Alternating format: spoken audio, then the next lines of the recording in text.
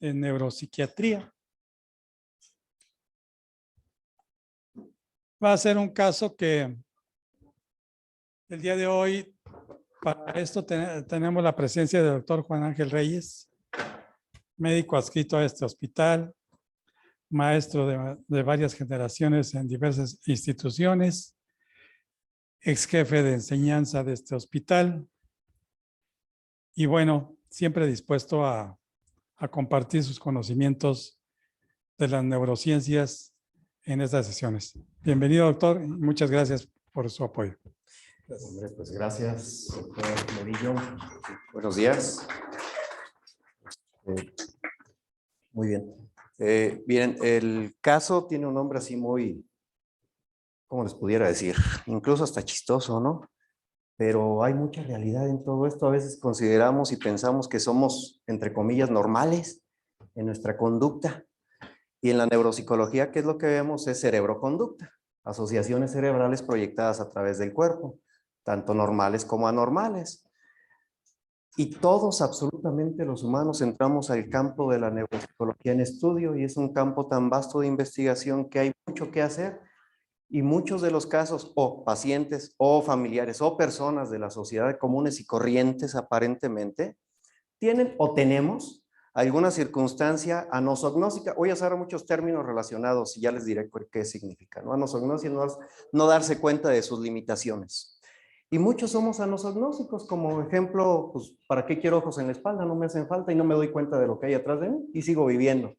Así como puedo verte sin observarte, verte sin mirarte, mirarte sin asociar, escucharte sin darme cuenta de lo que escucho y no me doy cuenta de eso y seguimos por la vida fluyendo como si nada hubiera pasado.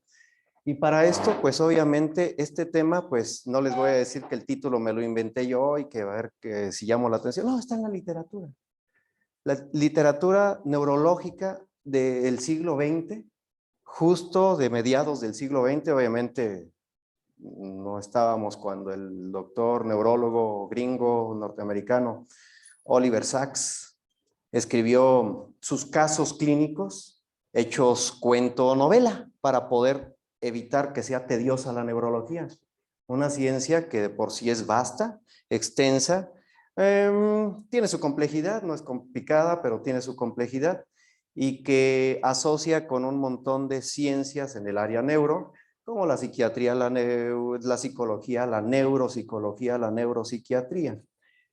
Y así que es importante entender, y bueno, es un caso interesante de la vida cotidiana y ordinaria, y al final mi conclusión es qué es lo que hacemos en la vida real en este tipo de casos cuando el paciente es identificado en una clínica, hospital, en la vida común y corriente con la familia, ¿qué es lo que hay que hacer?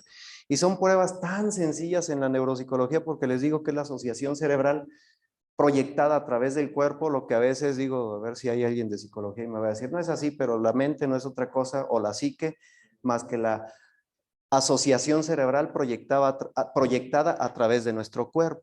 Esa es la mente, lo que hay en tu cerebro a través de un proceso de recepción, atención, memoria y aprendizaje, evocado y proyectado a través de mis órganos hechos para tal fin. Cuerpo, palabra.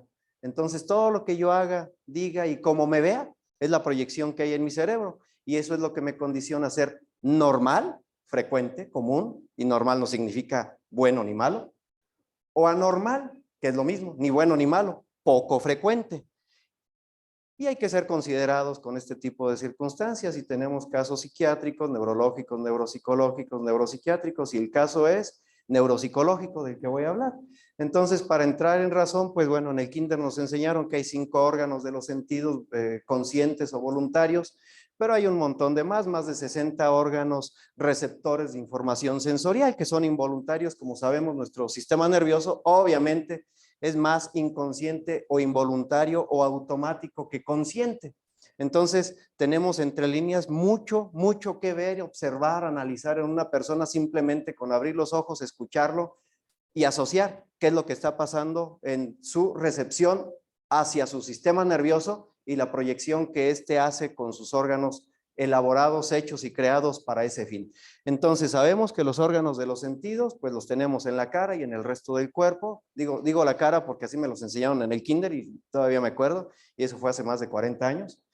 El olfato, la lengua, o sea, el gusto, el oído, el tacto, ¿y cuál me faltó? Y la vista, ¿no? Muy importante. Entonces ahí están y nos acordamos perfectamente. Estos órganos de los sentidos nos llevan a algo muy importante, que es la asimilación de información del medio ambiente para aprender a través de un proceso que se llama atención y otro memoria, que es un proceso bien complejo. La atención no nada más es poner atención, sino es un complejo neurológico que tiene diferentes sustratos y estratos neuroanatomofisiológicos, pero bueno, no entremos más en detalle. Es la atención, la memoria y el aprendizaje, y todo lo que hacemos nosotros corresponde a un aprendizaje secundario a la atención y memoria. Cuando falla la atención, falla la memoria, y si falla la memoria, falla el aprendizaje. Tenemos casos neuropsiquiátricos de desarrollo o neurodesarrollo, como el trastorno por deficiencia de atención, que tiene alteraciones en la atención, obviamente en la memoria, y defectos en el aprendizaje, y disociación social en la vida ordinaria, con muchos trastornos, problemas y frustraciones cuando no se atiende a tiempo, pero que afortunadamente tiene solución. Y uno de los casos relacionados a la sensorialidad que se va, o sea, conocimiento, se va al caso que quiero proyectar el día de hoy, que bueno, voy a tratar de hacer una lectura compartida con ustedes del caso y después hacemos unas conclusiones. El título, de hecho, de la literatura, del libro, por decirlo así, de este médico neurólogo que está escrito por allá en los 50, 60 del siglo pasado, justo es El hombre que confundió a su mujer con un sombrero. Es una literatura de camión, una literatura padre, una bien bonita, donde puedes estar leyendo relajado, tranquilo y aprendiendo además de todo. Y vaya que si está el caso del hombre que confundió a su mujer con un sombrero, está el caso del miembro fantasma y otros, y no se los voy a espolear porque entonces quedo mal, así que véanlo, son casitos de 20 hojas, de 25 páginas, donde encuentras el sustrato neuroanatómico de la circunstancia, pero esto me lo voy a llevar a la vida común y corriente. Tú dirías, un hombre que confunde a su mujer, a su esposa con un sombrero, ¿cómo es posible? No, sí es posible. El cerebro puede hacer todo lo que tú quieras y lo que no quieras también. Y bueno, les comento que es una lectura y lo voy a hacer desde acá. Así que si ponemos atención, y yo voy a ir hablando de algunos tópicos conforme vayamos avanzando.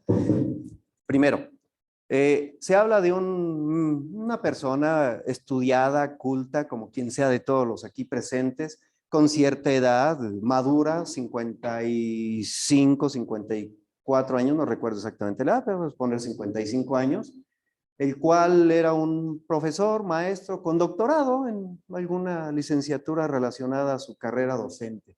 Entonces, esta persona, como muchos adultos, pues nos pasa lo de la primera vez, algo que nunca habíamos tenido, ¿no? Se nos sube la presión, se nos sube la glucosa, tenemos problemas de lípidos y pasan las cosas de primera vez, lo que nunca me había pasado, ¿no? Entonces, esta persona, pues, justo como cualquier adulto, tiene derecho a manifestar problemas secundarios a la diabetes, como quien sea en su vida. Y tiene una manifestación precisamente relacionada a la vista, que pues desde siempre hemos sabido que alguna de las complicaciones, que no deberían de ser, pero existen relacionadas a la diabetes por la hiperosmolaridad y la microvascularidad, pues es la pérdida de visión o alteración visual, entre otras cosas. Así que la persona, el doctor P, que así se menciona y no hay nombre, sino simplemente doctor por doctorado y P por evitar el nombre, tiene trastornos visuales. Él de carrera entre la docencia lo que hacía, daba clases, entre otras cosas, de artes y música. Es el contexto de quién es la persona. Cuando empieza con la diabetes, tiene una evolución tórpida aparentemente, alteraciones relacionadas a la vista, ¿sí? Así que, pues, como quien sea que tiene afecciones en la vista y es consciente, va con alguien para su atención. El caso es que acude con un oftalmólogo. Hasta ahí vamos bien, es correcto, está bien, es adecuado, tú no ves bien, pues vas con el oftalmólogo. Oculista y te manda con el oftalmólogo a ver si no tienes alguna situación orgánica en tus ojos. Este médico especialista en la vista, pues no encuentra un detalle importante, por lo que le sugiere que los ojos, las retinas, nervios ópticos, todo lo que el oftalmólogo está dentro de su jurisprudencia, lo encuentra normal, por lo tanto le solicita que su problema visual sea atendido por su proyección alterada de la vista sea atendida por un neurólogo. Y a la letra, la literatura nos dice, ¿y qué le pasa a usted? Le pregunté por fin. A mí me parece que nada, contesta con una sonrisa. Quien contesta es el señor doctor P, o sea, el paciente. Pero usted no nota algún problema en la vista, está comentando el neurólogo. No, directamente no, pero a veces cometo errores, dice el paciente. Salió un momento del despacho, es decir, del consultorio, el médico, y platica con su esposa la situación. Cuando regreso, o sea, en primera persona, él, el paciente, estaba sentado junto a la ventana muy tranquilo, atento, escuchando más que mirando afuera. O sea, mirando sin ver, es decir, como si fuera una mirada de ausencia, pero más que mirando, escuchando, sí, no sé si se entiende eso, yo lo trato de entender así. Me voy a regresar un poquitito aquí a la diapositiva previa. Ahí, en la primera imagen, segunda imagen, digo, eso se los tuve que haber dicho antes, pero para que no me quede con las ganas de decirlo. Hay una caricatura, cuando yo era niño la veía, 3, 4 de la tarde, estoy hablando de cuando estaba en la primaria, muchísimos de ustedes obviamente no habían nacido, se llama Mr. Magoo. Después, en los 90s, 2000, se hizo una película ya con personajes y se interpreta al mismo personaje, Mr. Magoo. Entonces este señor normal, sin problemas neurológicos, psiquiátricos, simplemente camina por la acera y están construyendo en Estados Unidos, porque es gringo, y hay de estas plataformas que suben cosas a los edificios, sigue caminando, llega a la parte alta de un edificio, sigue caminando, va con un perrito, se encuentra otra plataforma, baja y sigue, o sea, está mirando sin ver, te ve sin observarte, pasa por una toma de agua y adiós, niño, o sea, le dice, pero no es que no vea, sí ve, y ese es el problema prácticamente del caso que les estoy diciendo, ¿sí? O sea, hasta ahí, por eso quería regresarme. Hay problemas de la vista, la gente, su familia se da cuenta que no alcanza a ver, más bien dicho que ve, pero no está ciego. Por eso el oftalmólogo le dice, bueno, en los ojos no tienes ningún problema, necesito que te vea un neurólogo. Y el neurólogo cuando llega, pues ve, observa que él lo valora y está más que viendo, escuchando, cual si fuera así, por la ventana y no le encuentra pues rasgos visuales aparentemente, pero no deja de estar utilizando su función visual. Para esto, diversas pruebas que se hacen y me voy a contextualizar un poco, que tienen que ver con una disfunción del hemisferio derecho, digo, me adelanto un poco a la circunstancia que les manejo, presenta una alteración de heminegligencia, ¿sí? Desatencional, que se presenta en muchos casos cuando tienen afecciones, cuando es dominante sin duda para los procesos atencionales sensoriales el hemisferio derecho. No significa que el izquierdo no, pero es potencialmente más útil para los procesos atencionales entre el lado izquierdo y derecho, arriba y abajo, el hemisferio derecho, que el izquierdo. Los procesos atencionales son cruzados hacia el lado derecho. Espero que me entiendan. Si nos ponemos en cuestión visual, si yo abro mis dos ojos y cualquiera, el izquierdo o el derecho, independientemente, estoy utilizando ambos hemisferios cerebrales. Lo mismo pasa con mis oídos y lo mismo pasa con mi gusto y mi olfato. Cualquiera de los dos lados equivalen a ambos hemisferios, ¿sale? Por asociación cerebral. Pero el hemisferio derecho te cubre el hemicampo izquierdo, ¿sale? Y el izquierdo, única y exclusivamente el hemicampo derecho, pero el derecho, y lo repito, izquierdo y derecho. Si hay un bloqueo en el lado derecho del cerebro, tienes una heminegligencia atencional, y esto es tan frecuente que toda la función sensorial captada por los evidentes órganos de los sentidos se ve afectada del lado izquierdo, y son personas que tú les pones a dibujar, por ejemplo, cruces en una hoja de papel y no hacen o letras o lectura o lo que sea, no existe, aunque está ahí lo ven, pero para su cerebro, así como mis ojos que tengo en la espalda, no existe lo que hay en mi espalda. Y de la misma manera, aunque sabes que existe, en la realidad hay un descuido, por eso es heminegligencia, hay un descuido del lado izquierdo. Y si checan, esto fue obtenido realmente en la misma literatura de este paciente y lo vemos en casos neuropsicológicos y neurológicos de afecciones vasculares, degenerativas, traumáticas, tumorales, primarias, secundarias, etcétera, del lado derecho. Y no hablo de qué región, del lado derecho. Lo mismo pasa el descuido atencional del cuerpo, no se ponen el zapato del lado izquierdo, el calcetín, no se visten del lado izquierdo, se peinan media cabeza. En realidad, parece, dices, ¿cómo es posible? Así como el título, el hombre confundió a su mujer con un sombrero. Las opciones lineales se ven torcidas, no se ven así como tal un tornillo, un clavo lineal, no existe en su cerebro. ¿Qué cosas pasan, no? Y aquí está el esquema de la funcionalidad de ambos hemisferios. En el cuadrante inferior izquierdo, donde están ambos cerebritos, el lado izquierdo, donde se observa cómo tenemos los procesos atencionales cruzados. Cuando hay un bloqueo del lado derecho, tenemos una heminegligencia por descuido del hemicampo funcional izquierdo de nuestra opción sensorial. Y eso, me estoy adelantando demasiado el contexto, sigo en la literatura, mejor le seguimos aquí, porque si no ya terminé el caso.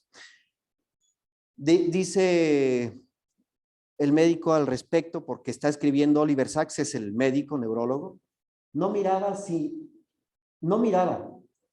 aquello era mirar la portada, sino el vacío, y confabulaba rasgos inexistentes, como si la ausencia de rasgos diferenciados en la fotografía real le hubiese empujado a imaginar el río y la terraza y las sombrillas de colores. Digo, no hay un problema de memoria, hay un problema de atención sensorial. Entonces, si veías eran líneas tenues, no era lo que estás viendo, sino observando una circunstancia que no existe en tu cerebro por disociación. La vista había terminado y empezó a mirar el entorno buscando el sombrero. El sombrero, digamos, está yendo del consultorio. Digo, hace 50 años y 100 años habitualmente la gente usaba sombrero para ir a un lado y que sería bueno usarlo para no quemarnos, pero bueno. Extendió la mano y cogió a su esposa por la cabeza intentando ponérsela. Me imagino el contexto de la literatura. La mujer estaba parada a un lado del perchero. Llega él, viendo al perchero, se acerca a donde recuerda que está el sombrero y agarra la cabeza de la esposa y se la trata de poner en la cabeza. Parecía haber confundido a su mujer con un sombrero. Ella daba la impresión de estar habituada a aquellos percances, acostumbrada. Y de hecho, a ella no le llamó la atención, porque esas confusiones no era de que no te veo, pero te confundo. Y no es que te confunda porque te parezcas a un sombrero, sino que mi cerebro no alcanza a asociar lo que hay en mis hemicampos atencionales. Hasta ese punto, bien, se le da un seguimiento en su casa para evaluarlo. No hay ningún problema en sus asociaciones cerebrales aparentes, estructuralmente, funcionalmente, aparentemente no había ninguna circunstancia que dijeras, bueno, ahí tiene una lesión, tiene un tumor, tiene algo, aparentemente. ¿Qué tendría? Dice el médico, me preguntaba yo, en los lóbulos parietal y occipital, sobre todo en las partes en que se producen los procesos de visión.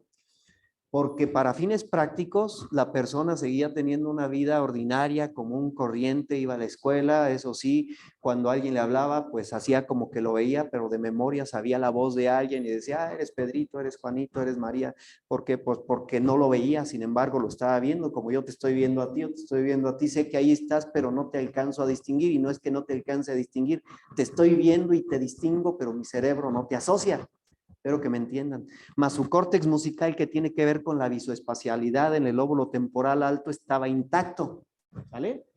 Así que la persona definitivamente tenía un trastorno de identificación de rasgos contra rostros. Los rasgos los identifico, más no los rostros.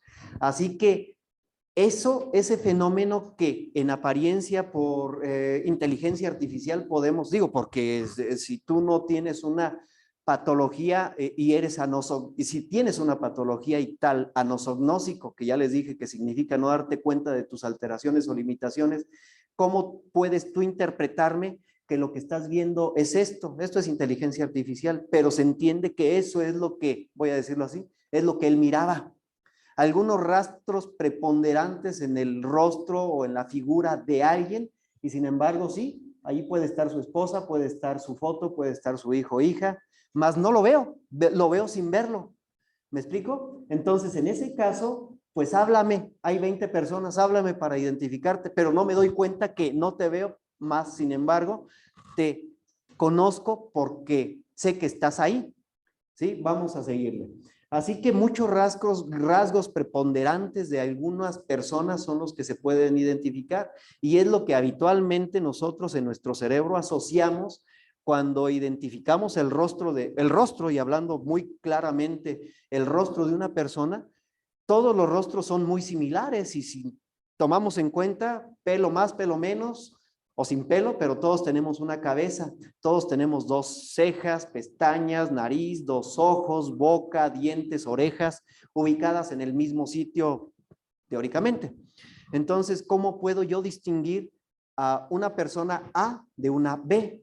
Por los rasgos preponderantes que mi cerebro asocia. El lunar, los labios más gruesos, los dientes chiquitos, la falta de dientes, el color de la piel, el que usas lentes, el que tus ojos son claros, son oscuros, el color de piel, el mucho pelo, el poco pelo. Eso mi cerebro lo capta, lo asocia y te identifico. Y si no, no me dejen mentir. Quiero que vayan a China, yo nunca he ido. Vean a los chinos en un salón y díganme cuál es diferente, cuál es mayor, cuál es menor, cuál es hombre, cuál es mujer, cuál es de 5º grado, cuál es de 6º grado. Para nuestro cerebro son iguales. Digo, si hay un rasgo que otro, ¿no? Y ellos nos ven exactamente igualitos a todos nosotros. Digo, un poquito jugando a la pareidolia, que recuerden que es ver cosas rostros familiares en cosas inmateriales. Yo puedo ver en una nube y me imagino la figura de un elefante, de Mickey Mouse o de algo y no existe, pero mi cerebro lo asocia. Igualito, la prosodia de la pareidolia, es decir, el rasgo emocional que yo tengo para identificar un rostro particular de alguien, justamente es asociado por mi cerebro por una caricatura que hace del mismo. Caricaturizamos en nuestro cerebro el rasgo preponderante de alguien y ese rasgo es el que por memoria emocional identificaba el doctor P, o sea, el paciente, pues. Y por eso les puse ahí una figura justamente identificada por todos porque está en el colectivo popular, cultural y semántico, que al nivel cultural donde nos encontramos el día de hoy, sin duda sabemos que se trata de Albert Einstein. Y asimismo, digo, creo que es Boris Yeltsin, no sé, pero bueno, un rastro preponderante de alguna persona lo puedes identificar y darte cuenta que existe. Si no tuviera el rasgo preponderante, estoy utilizando mucho esa palabra, sería muy difícil para mi cerebro identificar emocionalmente por las asociaciones que éste hace el rasgo o el rostro de una persona, que es lo que empieza a fallar y eso se puede denominar heminegligencia o, mejor dicho, porque ese es un problema atencional, sino más bien prosopagnosia. Y prosopagnosia significa la falta o la mala calidad en la identificación visual de las cosas. Tienes alteraciones visuales sin ser ciego. Espero me entiendan esa idea de un nomenclatura neurológica, neuropsicológica o neurológica. Bien, analiza mirando sin ver o analiza, te veo, te analizo, te miro, espero me entiendan, pero no te asocio. Sí sé que ahí estás. Yo sé efectivamente y sin ningún problema que el doctor Murillo se encuentra aquí y lo identifico perfectamente, pero puedo yo tener una prosopagnosia y confundirlo sin que haya ningún problema y ni de mérito ni mucho menos con el doctor Llanos o con el licenciado Vladimir. Digo, y sé que ahí están, pero si me hablas te identifico, si no, es ese matiz de rostro sin identificación porque mi cerebro no alcanza a identificar ese rasgo preponderante porque hay una falla de asociación y así funcionamos, es química el cerebro. Perdón. Entonces, visualmente se hallaba perdido en un mundo de abstracciones sin vida, no tenía en realidad un verdadero mundo visual, lo mismo que no tenía un verdadero yo visual, disociación cerebral o prosopagnosia. Podía hablar de las cosas, pero no las veía directamente. Afortunadamente, cuando hay anosognosia, ¿no te das cuenta? No te genera lo que te puede generar ser consciente de que no identificas algo. ¿Qué te genera? Angustia o ansiedad y después angustia. Miedo, porque es lo que sigue. Pánico, ¿qué es lo que sigue? Eso se va al área de psiquiatría. ¿Esto es neurología o neuropsiquiatría o neuropsicología? No te das cuenta y por lo tanto eres feliz en la vida. Sigues dando tus clases de música, sigues siendo el residente o interno, sigues siendo el médico que da consulta. Qué peligroso, pero no te das cuenta de lo que estás viendo. Tu cerebro sigue captando, pero de una manera alterada. ¿Cómo nos damos cuenta? Con rasgos sutiles de lo que está sucediendo en su vida. ¿De qué manera? Su familia, los cercanos. ¿Cómo que me viste? Esas confusiones no existen, ¿eh? Porque puedes pasar a un lado y voy pensando en otra cosa, pero te estoy viendo y no te identifico. Oye, ¿estás ciego? ¿Qué te pasa? No, o sea, yo sé que ahí estás y me estás hablando y te llamas María. Sí, soy yo, pero aquí estoy y no me ves. Pues es que te estoy viendo. O sea, ese es el detalle que dices, algo está pasando en sus ojos. Y entonces vas, le haces estudios de la vista y no encuentras nada. Dices, la diabetes ya lo está afectando porque no se ha cuidado, hay descuido, hay hiperosmolaridad, hay microvascularidad afectada. No, no tiene nada. Se está bien. ¿Qué es lo que está pasando? Pues puedes ver de una rosa los pétalos o el tallo o las hojas, pero no la rosa completa. O puedes ver los dedos del guante, pero no el guante completo. Lo mismo pasa en el rostro. ¿Vale? El doctor P actuaba en realidad exactamente igual que actúa una máquina. ¿Vale? No se trataba solo de que mostrase la misma indiferencia que un ordenador hacia el mundo visual, sino que construía el mundo como lo construye un ordenador, la inteligencia artificial.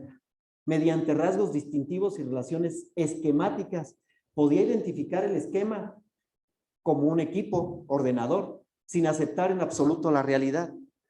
Te das cuenta como familia, y eso es tan común como tal vez a partir de hoy nos empecemos a dar cuenta que hay que cuidar los rasgos neuropsiquiátricos, porque son de conducta, pero más pues es el matiz neurológico. Luego le dije, el doctor, que imaginase que entraba en una de nuestras plazas locales, imagínense cualquier plaza de Morelia, por el lado norte. Imaginen visualmente, creo que no hay ningún problema visoespacial, ni de cálculo matemático, ni de cerebro lógico matemático en todos los que estamos aquí. Digo, estamos en un nivel superior donde todos pasamos bien o mal aritmética básica y tenemos un cerebro asociado matemático. Sabemos dónde está el norte y sur cuando lo ubicamos. Izquierda y derecha, arriba y abajo, ¿sale? Todos lo podemos ubicar. Pero hay circunstancias lógico-matemáticas de alteración que le podemos llamar acalculia, discalculia o disarimetría, y hay 6 conceptos distintos de ese asunto que les digo, en el cual no identificas el norte, el sur, la izquierda y la derecha, así como se los digo, y tienes muchos problemas de frustración social, de empatía social y dije frustración, de frustración social y de incompetencia social para resolver el plan B de la vida. O sea, resolver problemas. Para eso nos sirven las matemáticas en la escuela. Eso de su maestra, maestro, que les tupió duro en las matemáticas, no es para los números, es para asociar hemisferio izquierdo, derecho, parietal, visoespacialidad y hacer cognición frontal, cognición para resolución de problemas. Entonces, como sabemos resolver el problema y el doctor P podía resolverlo, se le dijo, imagina una plaza, la plaza de armas, entra por el norte, ¿sí? Crúzala, camínala. Ubiquen las palabras al contexto de cada quien. Con la imaginación o la memoria, o sea, camina y te pido que, o sea, y que me dijese él por delante de qué edificios podía pasar al cruzarla. Enumeró los edificios que quedaban a su derecha, pero ninguno de la izquierda. Tú pasas por la Plaza de Armas, la Melchor Ocampo, la plaza que te guste. Dime de memoria qué hay. Yo no te estoy diciendo izquierda o derecha. Dime qué hay. Y me mencionas nomás lo de la derecha. Empiezo a sospechar que tienes una negligencia atencional. ¿Sí? Yo no te estoy pidiendo, no te estoy sugiriendo que me digas. Eso es algo que podemos identificar perfectamente en la consulta de cualquier paciente donde tengas duda. Tras la escala de Cincinnati 2 de 3, que digas es un EBC, déjame ver si no tiene un bloqueo del lado derecho, donde digas o supongas que tiene un posquirúrgico, que tenga un trastorno neurodegenerativo, un Alzheimer, un tumor primario, secundario, lo que tú quieras. Con esa incapacidad mental tan sutil y tan simple como hacer memoria del lugar de donde vives. Dime qué hay en ese lugar donde te encuentras. Y fíjense nomás, estoy con el caso, ¿eh? Y me dices nada más que hay del lado derecho cuando en tu memoria debería estar también del lado izquierdo, pero tú me estás diciendo lo que tu cerebro capta. Y si se acuerdan, estamos hablando que únicamente está funcionando el hemisferio izquierdo a la derecha, ¿sí? No el lado izquierdo, ¿sí? No cabía la menor duda de que los problemas los tenía en el lado derecho del cerebro. Imaginen la plaza, ya puse una plaza ahí como para llamar la atención. Pude haber puesto aquí las de Morelia, pero, ay, perdón, disculpen, pero pues es la que me gustó. Y nada más mencionas lo que hay del lado derecho. El izquierdo no existe, aunque está, no existe en tu cerebro. Espero que me entiendan, ahí está, pero para tu cerebro no hay atención, aunque sea mental, fantasiosa o de imaginación. El aspecto musical estaba intacto. Les quiero recordar que la musicalidad tiene que ver con el aspecto visoespacial de matemático, lógico, calculador, y que el poder solfear o cantar o hablar con una prosodia musical, música, hacer música, cantar, hacer música, tiene que ver con un aspecto de neuroevolución o de neurodesarrollo superlativo, tras que primero hablas, lees, escribes y haces música. O sea, puede ser todo en el contexto, pero eso tiene que ver con los lóbulos parietales con dominio del lado izquierdo. Y esta persona tenía porque era su área, lo que a él se dedicaba. Todo lo que hacía, independientemente de que no encontraba el lado izquierdo por sus procesos atencionales dañados, siempre cantaba. Canciones para la comida, para vestirse, para bañarse, para todo. No puede hacer nada si no lo convierte en una canción. Como el clásico disfémico, que lo conocemos como tartamudo. Si lo pones a leer, deja de tener el aspecto de tensión. Digo, cuando es un aspecto de tensión, porque también existe el síndrome de Tourette, que es otro boleto. Pero cuando lo pones a una poesía, a cantar o a leer, deja de tartamudear. ¿Por qué? Porque utilizas otros procesos cerebrales y es muy bueno hacerlo. Que cante o que lea. No lo pongas en tensión y hay que practicar que se le quite la tensión. Ese es un aspecto sociocultural que hay que atender con psicología y psiquiatría. Lo mismo pasaba acá. Si el lado derecho, perdón, antes no lo dije, el lado izquierdo es musical, es proyectivo, temporal, intraparietal, lógico, matemático y musical. Lado izquierdo, el otro también, pero es menos dominante, es dominante el lado izquierdo, en el 90% de las personas, aclaro, porque siempre hay también el otro lado, pero la mayoría somos, porque creo que me generalizo en la mayoría, somos dominantes lado izquierdo para funciones proyectivas. Imaginen ustedes, te tengo que decir algo y para llevar mi vida diaria, como yo me dedico a la música, lo canto. Qué padre, no está cantando, qué felices. No, es que no lo puede hacer de otra manera. Y es un mecanismo de compensación que hace su cerebro para su vida ordinaria. ¿Qué hay con la evolución de esta agnosia visual? Es decir, un desconocimiento de lo que previamente se aprendió en su función cerebral. Bueno, esta es la evolución, digamos, fisiopatológica de su desarrollo del trastorno que tenía. ¿Ustedes qué ven ahí? Lo mismo que yo. Evidentemente, pues digo, como si fuera la vida real, pues veo árboles, un laguito, una isleta, una península, un paisaje muy bonito, ¿no? Digo, una pintura, la veo perfectamente. Pasa un tiempo y pues sigo viendo, no hay tanta alteración, tal vez un poquito de diferenciación abstracta, pero borroso al final, ¿ok? El mismo paisaje, digamos, pero más personalmente alterado, y después es el mismo paisaje. Esa es la evolución hasta llegar a esto. Imagínate tú que en tu cuarto pues tengas esas imágenes. Dime qué estás viendo. Lo que tú veas es lo que yo veo, ¿eh? Sea así de pronto, ay caray, se parece. Sí se parece, pero no es. Eso es lo que un cerebro disociado mira, ve, observa, asocia químicamente en los procesos. La información que llega no llega como, el voltito y lo veo en mi cerebro y ahí está el muñequito en mi cerebro, no. Ve de pequeñas cosas el todo. Entonces, estas son las pequeñas cosas que no las hace el todo, el cerebro. Es un cerebro disociado.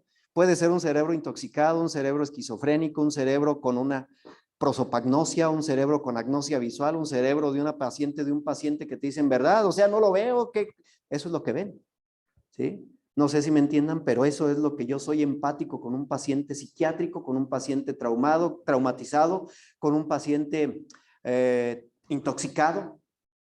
Si tú ves algo ahí, pues explícamelo, porque eso es lo que hay con inteligencia artificial en un cerebro que tiene una agnosia o prosopagnosia. Bien. Un hombre que había perdido completamente el mundo como representación, pero que lo había preservado totalmente como música o voluntad. Y esto, por suerte, persistió hasta el final. Pues a pesar del avance gradual de la enfermedad, un proceso degenerativo o tumor enorme en las zonas visuales del cerebro, el doctor P enseñó música y la vivió hasta los últimos días de su vida. Y eso es lo que él veía con sus alumnos y lo que hacía era música. El doctor P tenía una actitud absurdamente abstracta, en realidad no tenía nada más y esto era lo que le impedía percibir identidades o detalles individuales, lo que lo privaba del juicio de la función mental superior. No te alcanzo a observar, no tengo un criterio, no tengo un juicio, no tengo una metalingüística, porque a mi cerebro no están llegando los datos acertados, correctos y concisos como debería de ser, como prácticamente todos los que estamos aquí tenemos. Curiosamente, aunque la neurología y la psicología hablen de todo lo demás, casi nunca hablan del juicio y sin embargo es el desmoronamiento del juicio lo que constituye la esencia de muchos trastornos en neuropsicología. ¿Sí? Ahora me voy un poquito adelante. Nuestras ciencias cognitivas padecen también una agnosia similar o desconocimiento. Por eso les dije al principio, es un campo de investigación tan vasto como que tú no le crees a alguien que no está viendo lo que tú sí ves. Y ni yo veo lo que tú ves, y ni siento lo que tú sientes, ni aprendo como tú aprendes. Por eso hay muchas líneas de aprendizaje y teorías para lo mismo. Tu cerebro, así como tu cuerpo es distinto al mío, pensamos distinto. Te lo garantizo y te lo aseguro. Y el azul que tú ves o el blanco que tú ves en mi cerebro lo veo distinto, pero estoy condicionado a que se llama azul y blanco. Nos cambiamos los ojos a nuestros cerebros y lo vamos a ver distinto, porque somos diferentes. ¿Sale? Y ahí es donde debemos de saber que aunque iguales, pero sí diferentes, y es lo que no entiende mucha gente. Derechos iguales, diferentes todos, todos, ¿sí? Y eso lo debemos de entender y respetarnos. Y si alguien te dice, no veo, te veo, pero no te veo, pero no te identifico, créele, ¿sí? Y más si lo está diciendo, y si no lo dice, identifícalo a través de algunos argumentos que se los voy a decir brevemente enseguida. Si ya no cambia. Bueno, hay más casos en la literatura, no más que este se llevó y es el del doctor P, los casos de anosognosia. Hay una persona que, por ejemplo, un masculino de 32 años, tras un accidente automovilístico, 3 semanas después de estar inconsciente, despierta y no ve las caras de sus familiares, solo las de 3 de sus compañeros por rasgos muy prominentes. Uno que tenía un tic, el que guiñaba el ojo, dice, ya te identifico porque mi cerebro alcanza a captar ese rasgo distintivo de ti, o sea, si no lo tienes, no te identifico, ¿sí? Otro con un lunar, me imagino un lunar prominente, grande, importante en la mejilla, y otro que era muy alto y delgado, pues dices, pues sí, ya te identifico porque mi memoria emocional sabe que ahí estás, pero si no tuvieras ese rasgo, yo no sabría quién eres. Solo reconocía a sus familiares por las voces, ¿sí? Te estoy viendo, pero no te veo. Ah, soy yo. Ah, sí, hija, ¿cómo estás? ¿Sí? Y él mismo, le faltó el acento ahí, y él mismo hacía gestos ante un espejo para decir, ah, caray, sí soy yo. Qué extraño, ¿no? Dirías, está bien psiquiátrico. No, no está psiquiátrico, tiene una nosognosia, perdón, tiene una prosopagnosia, ¿sí? ¿Por qué? Porque tuvo una lesión en el cerebro. Entonces, aguas cuando nos lesionamos el cerebro. Yo tengo una máxima que dice cerebro tocado, cerebro dañado. Así que aguas con esos cerebritos, cuídenlos. Y como todavía están en un proceso de neurodesarrollo axonal y de formación de redes hasta los 25 años, según las teorías, cuiden ese cerebro. Se tienen que desvelar y estresarse y hacer cosas, pero cuiden el cerebro, ¿sale? Bien, se acaba el caso y ¿qué sigue? Bueno, pues lo siguiente es lo que les voy a comentar. De la historia clínica, pues ya la conocen.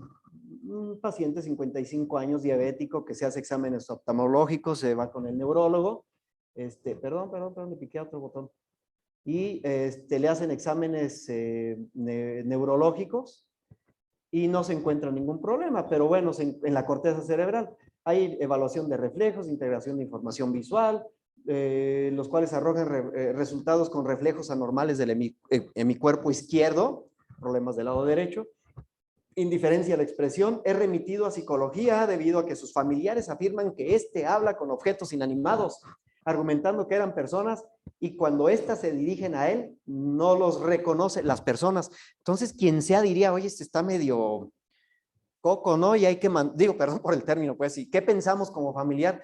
Oye, ¿no estará drogado? ¿No tendrá alguna sustancia? ¿No tendrá alguna descomposición emocional? Déjalo, mando con el psicólogo. El psicólogo tendrá muchísimo que hacer para contener y para atender a la familia. Sin embargo, el problema sí tiene un matiz psicológico, pero no es psicológico, es neurológico. Entonces, a veces también tenemos esa empatía y confusión, ¿por qué no? En roles de atención diagnóstica. Y cuántas veces, digo, nunca se equivoca el que no lo hace, pero cuántas veces mandamos erróneamente la interconsulta a ginecología y es de cirugía, o viceversa, o le decimos al psicólogo, échale el ojo, ¿no? Porque la veo así, y no, él dice, no, es de psiquiatría. Entonces pasa, y está correctísimo que la familia nos atienda, y más cuando no nos damos cuenta. Y si te están moliendo de que tienes algo, hazle caso a tu familia, ellos están viendo lo que tú no ves, tú tienes una anosognosia. Si te dicen 2, 3, 4 y todos, oye, fíjate que es que todo el mundo está peleado conmigo y todos me caen gordos y nadie me comprende, yo diría, ¿y no serás tú el del problema? O sea, ahí es cuando dices, ¿sabes qué? Me está confundiendo, tiene un rol distinto de conducta. Primer punto, está bien, atiéndelo. Psicólogo no fue, vista, oftalmólogo no es, neurólogo está llegando a conclusiones. Corteza la encuentra bien porque no todo es estructura, sino disfunción. ¿Vale? Bueno, se pudiera pensar que tiene un ACV, un EBC isquémico, muy probablemente, 87% contra 13 que son hemorrágicos. Puede haber múltiples factores, un deterioro bilateral a nivel de corteza y sus hemisferios, viéndose afectado su capacidad para interpretar la realidad por medio de estímulos visuales. Hay algo en el cerebro, ¿no? Que hay que tratar de determinar. Y estos 6 puntos que pongo enseguida son los previos 5 minutos de terminar. Se le dificulta reconocer simultáneamente varios elementos visuales, puede percibir los aspectos individuales que componen el estímulo, pero no los integra en un todo, ya se los dije. Se representa incapacidad para reconocer personas por el rostro, no identifica rostros, no hay reconocimiento de las expresiones faciales, sexo, edad, entre otras cosas. Presenta incapacidad de interpretar la totalidad de una escena compleja, presenta dificultades en el reconocimiento y utilización de la información. Chequen todos esos datos, los puede tener cualquier paciente que vemos en la consulta de urgencias o en la consulta general. Se presenta dificultad en el reconocimiento y utilización de información del medio ambiente. Se presenta incapacidad del reconocimiento de las señales topográficas del medio externo, edificios, casas, a pesar de que los puedes identificar, los puedes reconocer, los puedes dibujar, ¿sí? Y se dificulta la integración de características de un objeto mediante el tacto, se presenta incapacidad de reconocimiento de una enfermedad y puedes integrar un montón de datos diagnósticos en personas sutiles, comunes y corrientes como tú y yo. ¿Qué me puedes identificar a mí en este momento y qué te puedo identificar? Eso es neuropsicología, no necesariamente neurología, porque ahí veríamos el aspecto de descomposición orgánica y funcional. Y la neuropsicología son las asociaciones cerebrales que se proyectan a través del cuerpo, tanto normales o anormales, y esta persona tiene un aspecto de síndrome neuropsicológico que compone todas estas informaciones que ya les dije resumidas en esos términos. La prosopagnosia es la incapacidad para reconocer rostros. La agnosia visual es la dificultad para reconocer simultáneamente varios elementos visuales. Soy ciego visualmente, cerebralmente, pero no visualmente, ¿sale? La prosopagnosia, digo, es la incapacidad de reconocer rostros, simultagnosia, incapacidad para integrar la realidad de un todo. Veo poquitas cosas del todo, te veo tu cara, pero nomás te identifico tus pestañas. Agnosia espacial, dificultad en la orientación y reconocimiento de la información. Agnosia topográfica, dificultad para el reconocimiento de señales y orientación topográfica. Dificultad en la integración de características de un objeto que observa mediante el tacto, se llama anomia táctil. Y anosognosia, dificultad en el reconocimiento de la enfermedad. No eres consciente de la enfermedad o del trastorno, no necesariamente son enfermedades. Reconociendo que enfermedad, entre muchas definiciones, es la pérdida, el cese de las funciones biopsicosociales, entre otras cosas, ¿no? Pero los trastornos pues no necesariamente son enfermedades, pero sí te afectan en la vida cotidiana. Hay unos síndromes que se integran también en este tipo de personas que valdría la pena que lo reconociéramos.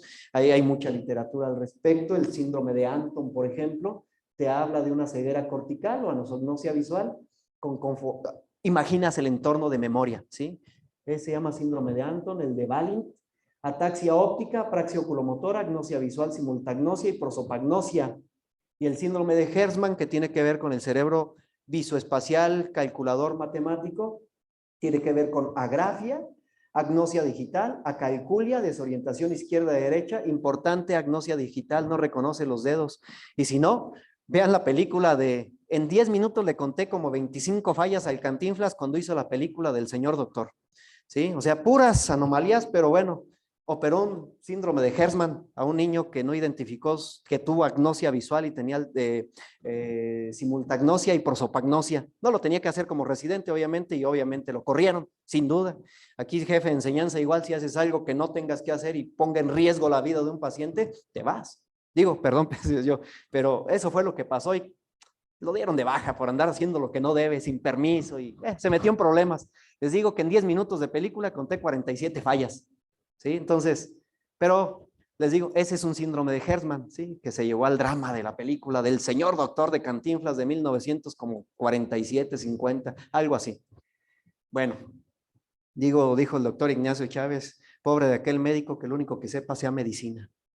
Hay que leer y hay que ver películas y hay que ver videos de YouTube y entrarle al Facebook, redes sociales y ir a las fiestas. No hagan cosas que no son debidas, pero hay que conocer un poquito más que medicina. Rápido, las áreas afectadas en todos los aspectos que tú puedes encontrar en este y otros pacientes con los determinados de nomenclatura léxica y semántica que les dije ahorita son en el giro fusiforme que se encuentra de la región occipital hacia la frontal pasando por los lóbulos temporales, es con el que yo te reconozco familiarmente rostros y hago de los objetos inanimados pareidolias. Reconozco en una nube la figura de Mickey Mouse o algo así, ¿sí? Es con lo que yo identifico emocionalmente los rostros. Todo eso es la integración visual, asociativa, visual, temporales, auditiva, visoespacial y cognitiva. Giro fusiforme, se encuentra en el piso del cerebro, ¿sí? Con ese dañado hay prosopagnosia, ceguera visual. Asociación occipito-temporal, orientación espacial. Asociación occipito-parietal, agnosia dactilar, ¿sí? Corteza de asociación unimodal, agnosia sensorial, táctil. Lesión parietal, simultagnosia, del todo no identificas y se valora igual con la prosopagnosia. En la corteza visual primaria, alteraciones visuales tales como agnosia óptica o visual, no identifico, aunque llegue la información, mi cerebro no lo asocia, primaria, secundaria y terciariamente, ¿sí? Así que es una lesión multisistémica, considerando un sistema orgánico al nervioso, por eso un sistema de múltiples órganos de una naturaleza embriológica única que son las neuronas y que todas las regiones del cerebro tienen una función distinta. ¿Qué vamos a hacer? Pues estudios paraclínicos para poder identificar lesiones, desde luego, y hay algunas pruebas como estas, digo, no les voy a decir los nombres ni qué, pero son tan fáciles como identificar que nada más escribe del lado izquierdo que identifica rasgos del lado derecho de su campo y que deja de percibir el lado izquierdo de su campo. Entre otras cosas, también la simultagnosia. Si yo te digo aquí que este elemento donde se encuentra acá, en este tipo de cartas, tú me vas a identificar si tienes la capacidad de simultagnosia. Si tienes un TDA, no lo vas a identificar. Si tienes problemas atencionales, tampoco. Entonces, es muy fácil, dirías tú, pero es imposible para una persona que tenga lesiones cerebrales. Y si yo te digo que en qué encuentras aquí, no hay simultagnosia, perdón, hay simultagnosia y no hay identificación de rasgos ni de identificación de elementos en los esquemas. Así que hay pruebas de reconocimiento de caras, identificación de rostros habituales, qué tienes que hacer con las personas, dime si es hombre, si es mujer, si está enojado, si está triste, qué hay en esa foto, etcétera, si es hombre, si es mujer, etcétera, etcétera. Si identificas, es una tarea de estímulos congruentes de personajes conocidos culturalmente, si los identificas bien, si no también tienes problemas, identificar muchos datos en una tabla, entre otras cosas.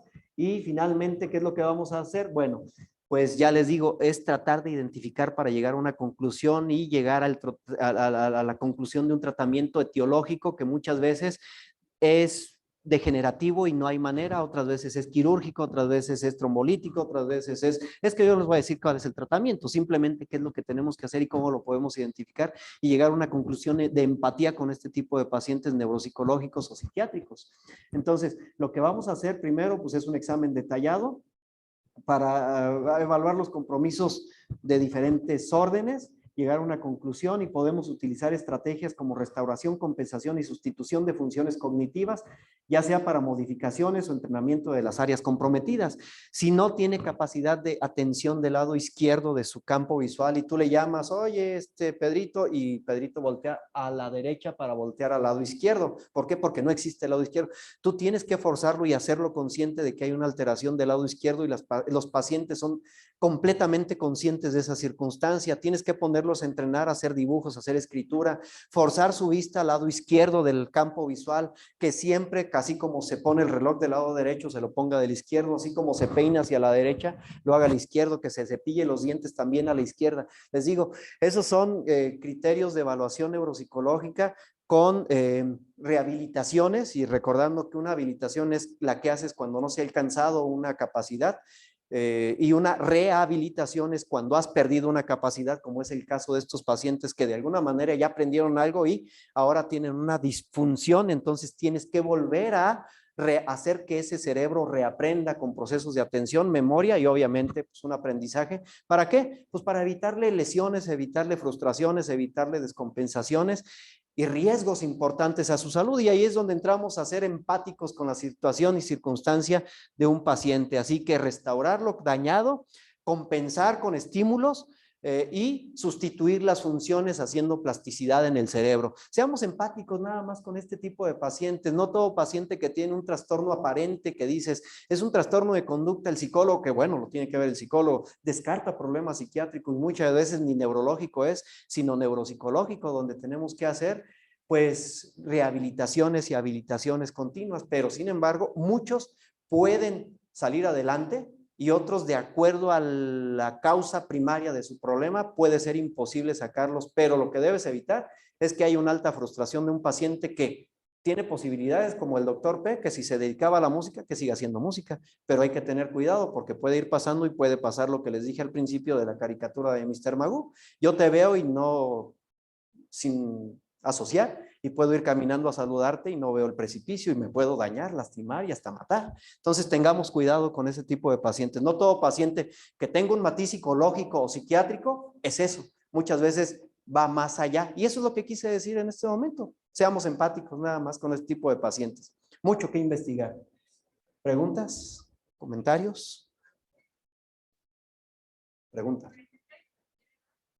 A cualquier edad, mientras tú tengas cerebro y yo también, claro, entre más mayor, más grande sea, hay más disfunciones cerebrales, hay más gasto, más oxidación, más riesgo, ya las arterias y las venas se llenaron de aterosclerosis, ya están arterioescleróticos, ya hay atrofia cerebral, y entonces las posibilidades son mayores con la edad.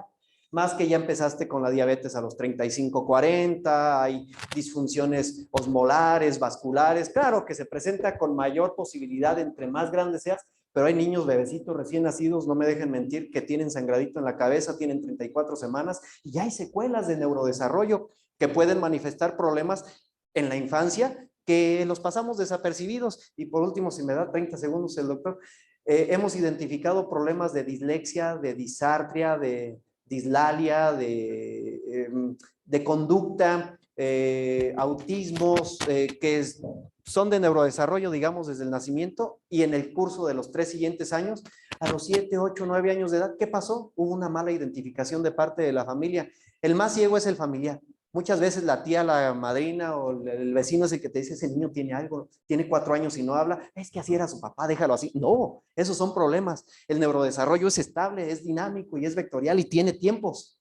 Si en cierta edad eres inquieto, haces angustias, no estás leyendo cuando debes de leer, no estás escribiendo cuando debes de escribir, no hablas cuando tienes que hablar, tienes problema. Y hay cerebros que desde chiquitos tienen problemas. Es más común en el adulto. Este tipo de problemas es más común. ¿Sale?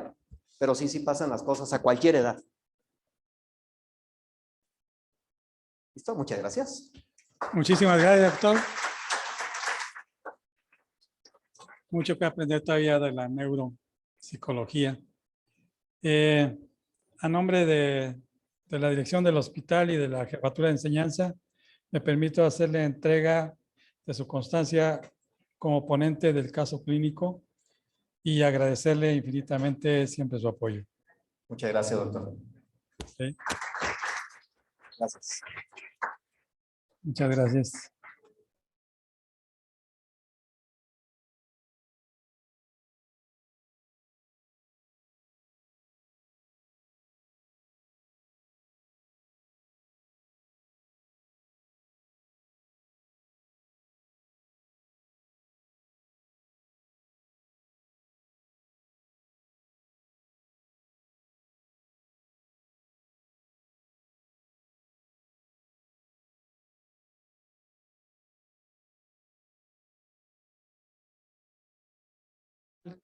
A atender todo. ¿A dónde van mis residentes?